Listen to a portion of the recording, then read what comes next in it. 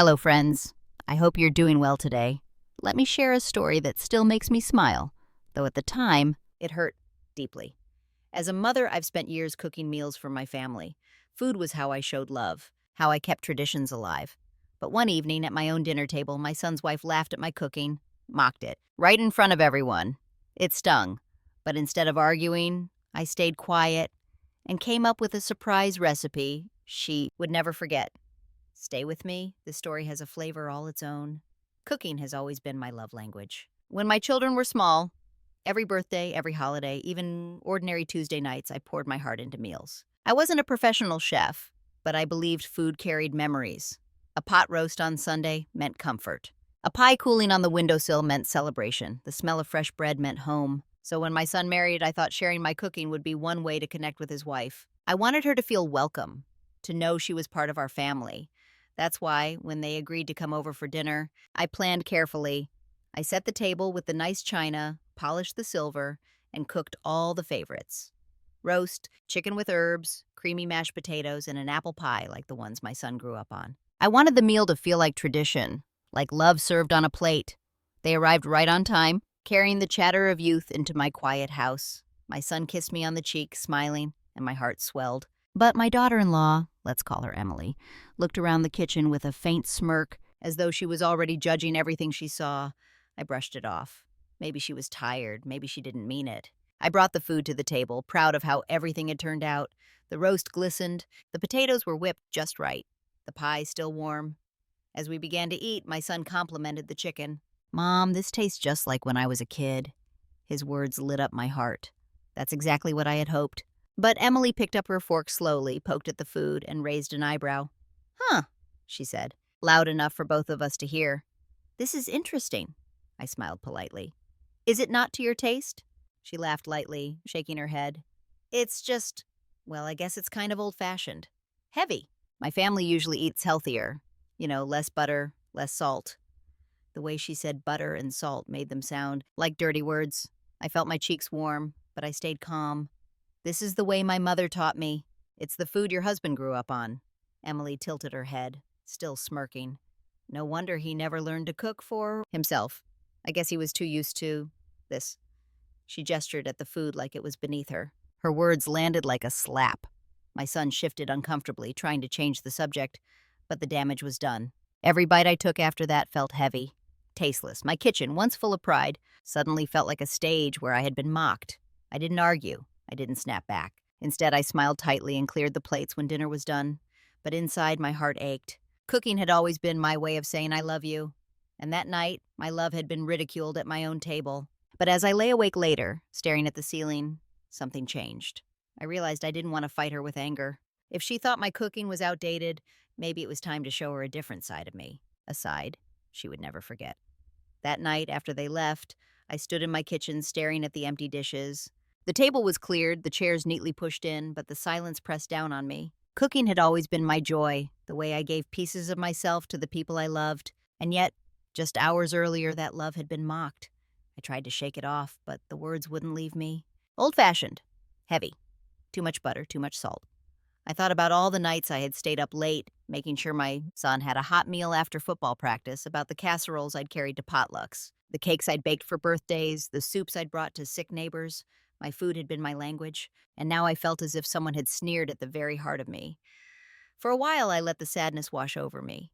I sat at the table with a cup of tea, tears stinging my eyes.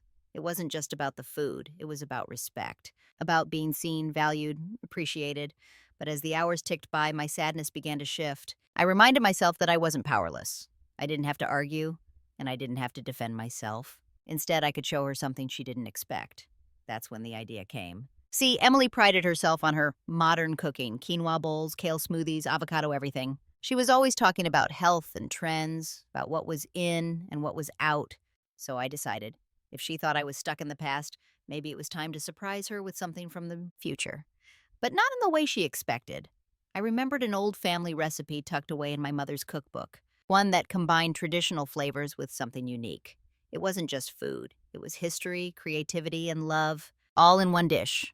A recipe that told a story, that brought people together in a way no trendy kale salad ever could.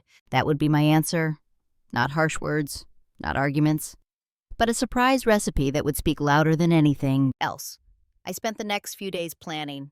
I went to the market, choosing the freshest ingredients, carefully selecting spices that would elevate the dish just enough to make it feel both timeless and new. I practiced quietly in my kitchen, tasting, adjusting, making sure every bite carried the right balance of flavor. And all the while, I imagined her face when she tried it. This wasn't about revenge. It wasn't about humiliating her. It was about reclaiming my place at the table, showing her that food isn't just about trends or health fads. It's about heart. By the time the weekend came, I was ready. My son invited me over for dinner, and when I offered to bring something, I could hear Emily hesitate before saying yes.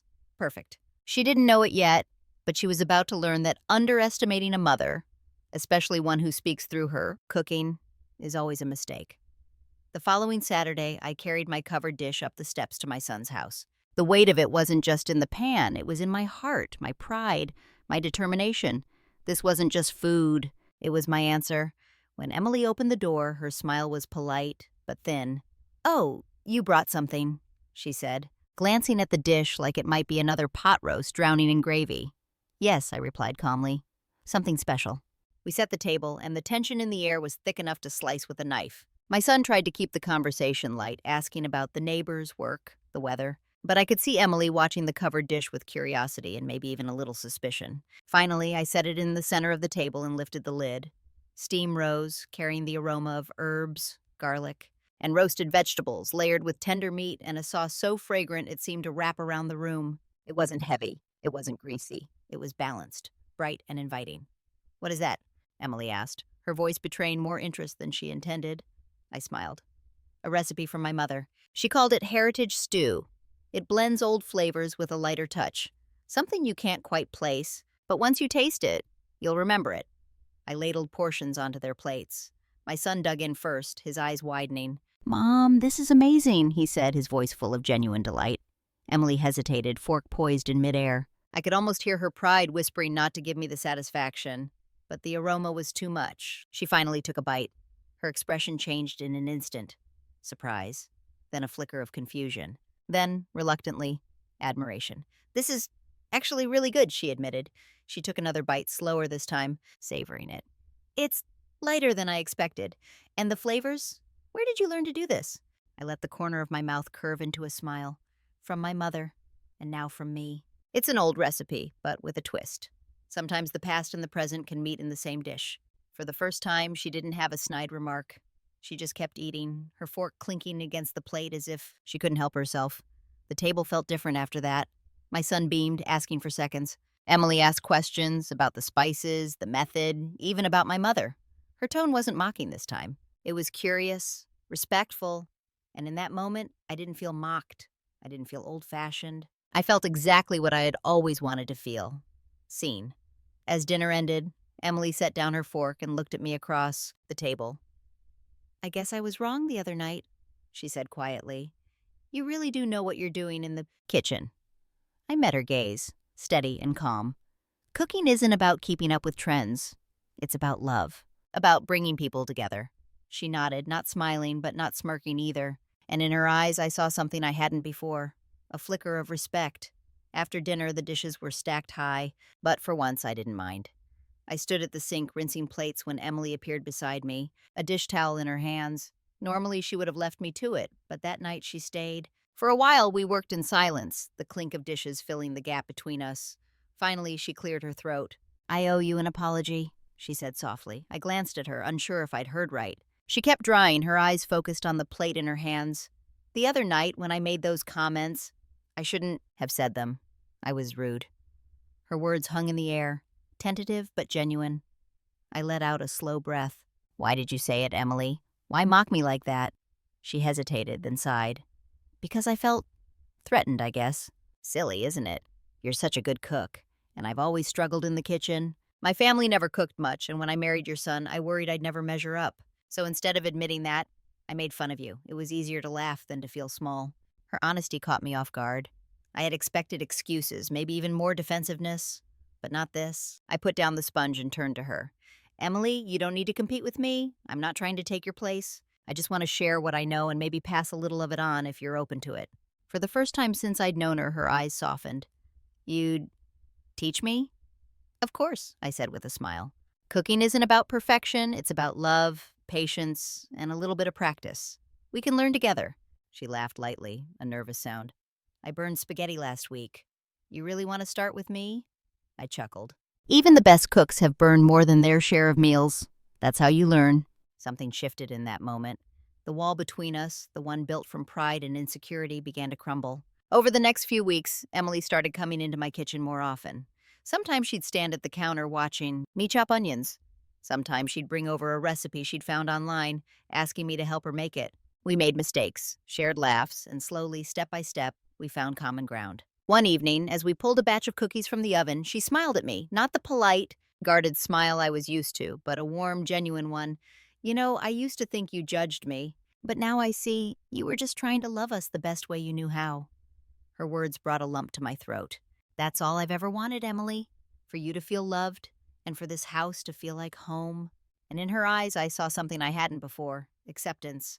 It wasn't a perfect relationship overnight. We still had our differences. But from that night forward, I knew things had changed. Because instead of mocking me, she was finally listening. Instead of competing, she was learning. And instead of being just the mother-in-law, I was becoming something more.